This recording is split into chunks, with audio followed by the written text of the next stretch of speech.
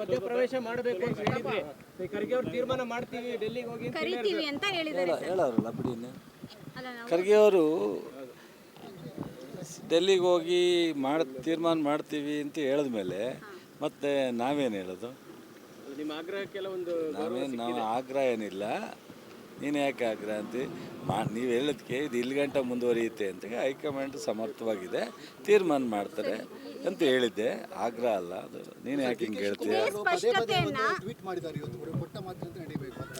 ಸ್ಪೀಚಲ್ಲಿ ಕೂಡ ಅದೇ ವಿಚಾರ ಹೇಳಿದ್ದಾರೆ. ಏನಾದರೂ ಮಾತು ಕೊಡಲಾಗಿದೆಯಾ? ನನಗೆ ಗೊತ್ತಿಲ್ಲ.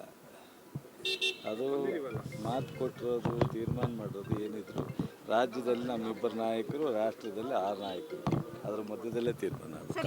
ಸ್ವಾಮೀಜಿಗಳು ಸಹ ಡಿ.ಕೆ. ಶಿವಕುಮಾರ್ ಹೇಳಿದ್ದಾರೆ ಸರ್, ಒಕ್ಕಲಿಗ ಸ್ವಾಮೀಜಿಗಳು ಹೇಳ್ತಾ ಇರ್ತಕ್ಕಂಥ ಅವರ ಅಭಿಪ್ರಾಯನ ಈ ಸಂದರ್ಭದಲ್ಲಿ ಅವ್ರಿಗೂ ಒಂದು ಅವಕಾಶ ಸಿಕ್ಕಲಿ ಅಂತ ಅವ್ರ ಅಭಿಪ್ರಾಯ ಹೇಳಿದ್ದೀನಿ ಅಂತ ನಾನು ನೋಡಬೇಕು.